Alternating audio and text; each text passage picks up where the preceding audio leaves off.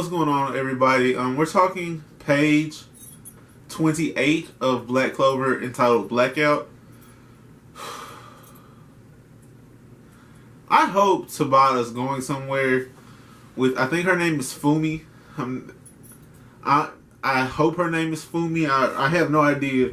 Little baby D, the small girl that's always hungry and eating. Maybe it's kind of like Panda Man, where, sorry, that's very random, but maybe she's kind of like this character that's always got this little side thing going on that never really extremely matters, but it's like an ongoing plot point.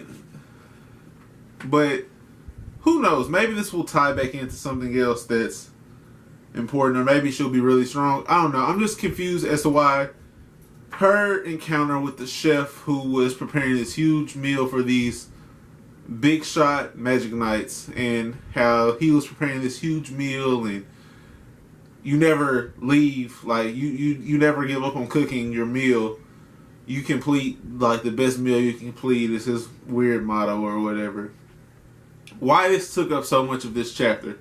Because the latter half of this chapter, really the back 2/3 of this chapter were pretty good. And so to not waste time if it has importance or relevance down the line, but it's just, I don't understand it yet.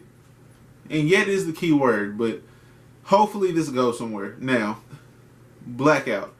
The title of this Blackout, the title of this page being Blackout, is important because that is exactly the spatial magic that this witch uses, right? Where she's a talented spatial creation magic user, and she gets these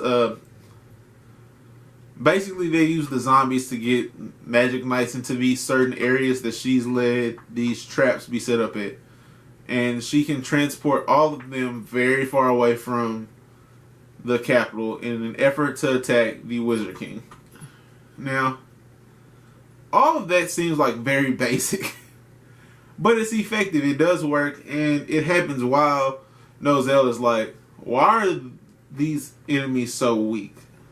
Like, I don't understand how like all of these minor attacks that we easily thwarted while they're getting these cheers from the people happen.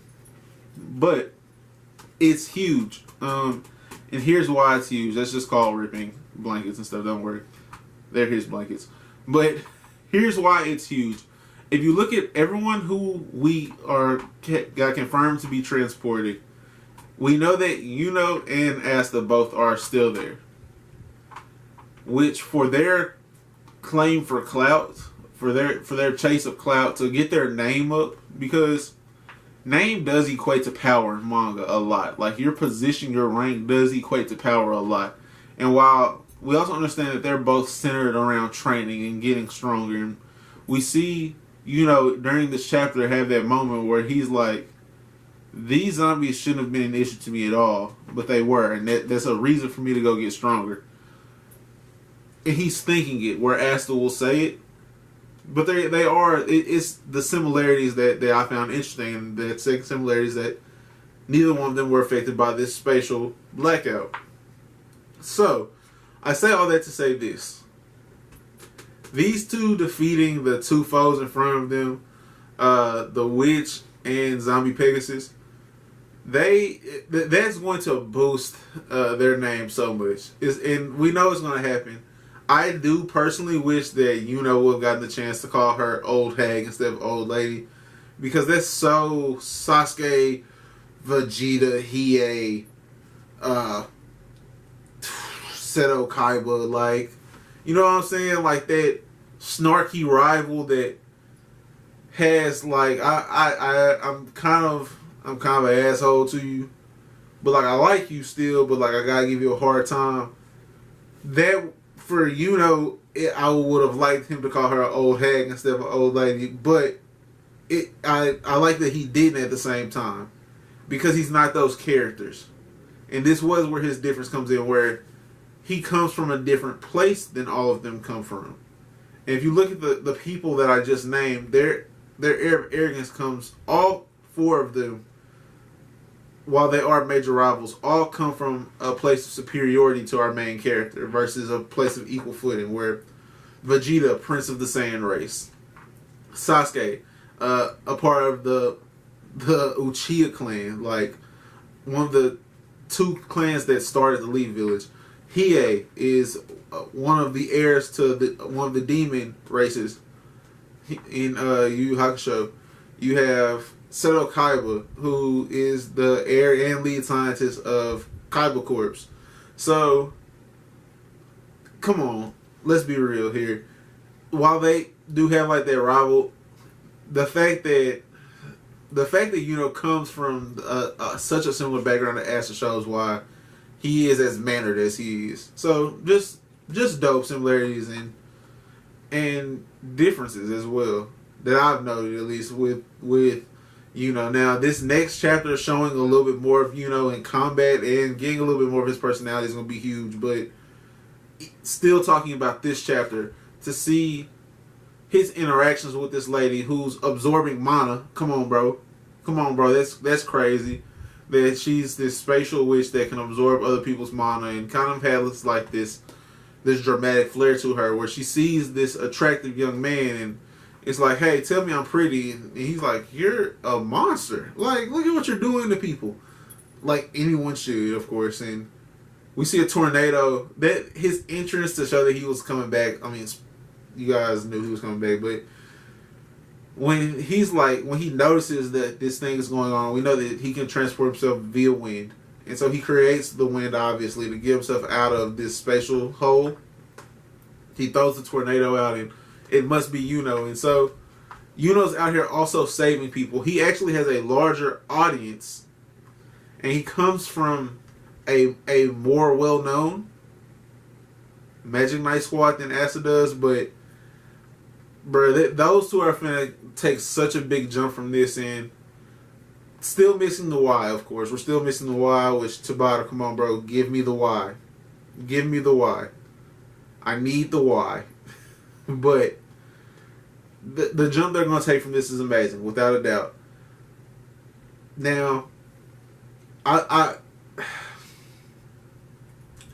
This witch makes an interesting point where she didn't think that so many Magic Knights would be caught up by a simple trap. And seeing Nozel, who kind of seems to be the most intelligent, or at least an extremely intelligent person, seeing him kind of notice as late as he did showed me that the other people that got caught up, the other Magic Knights, not to say that like the blue sisters, the sisters from the blue squad, or Fuego, like, not to say that they're not smart, but they don't have like that air of intelligence, that air of like, I know more than you know vibe. And that doesn't make them the smartest people or the dumbest people either. They could very well be smarter than those others. I just don't think so based off appearances. But for him to get to this realization that something's not right when he did, I just don't think that they ever got to that point. And that being the case, why didn't they? I mean, even Yuno, who got himself out of the situation, realized it as it was happening, and his magic ability and how gifted naturally he is, how close he is to being, you know what I'm saying, a combat genius, a battle genius. Even while his was pure reflex, he noticed it late. So why did the more experienced Magic Knights not get out of this, where she was saying she was prepared to play? And I like that. I like that she does seem cocky, because it is going to contrast with the way Yuno comes off versus the way Asta comes off. I think that both of these two villains kind of come off arrogantly. I think that Zombie Buddy, thinking that like people who misunderstand him, I do think that there's a possibility his mind has kind of been, I don't want to say corrupted, because I don't know. We don't know nothing yet, but I want to hear more about his connection to this witch. I do like this chapter, though. It's making me think a lot. It's making me kind of question some of the things I felt were going on in the story that maybe I didn't feel strong enough to convey them to you guys yet. Maybe they were still kind of fledgling ideas, but those are changing chapter to chapter, and you guys are hearing my thoughts as I'm ready to present them as like full-fledged ideas to where this is going. But just to see the progression is going to be big in this chapter for sure. Now, this next page, this next chapter, where Yuno gets to square off with this witch, and I feel like she's gonna have this special magic ability is gonna be something crazy. So for Yuno, and we understand that he has this special grimoire that, and his natural affliction to wind is major. So maybe he's gonna pull out some type of power up that will be able to defeat her, but we don't even know who she is. So like that. I don't know, man. I don't know where this is going. We also got Taya of like Asta. I don't think we saw Noelle go down. So Noelle is also out, which is major because that's gonna give her the opportunity to prove her worthiness amongst her family and kind of close some wounds up for her, I guess. I don't quite know how to explain what's going on with that process, except for there is a growth to be done with Noelle and her family's relationship. So maybe that could also be a big part of this. Because I don't think that we saw her be absorbed by the space. And as close as Fuego was, and I don't remember seeing him either. Let me check real quick. To see if I can see anybody else that's. Yeah, Fuego in there too, but Noelle not. So,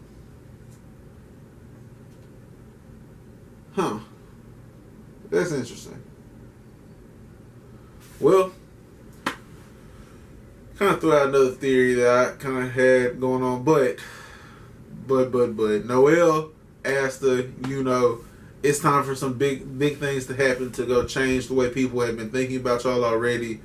They were kind of the main three to be catching flack for even showing up to this event that the Wizard King invited them to.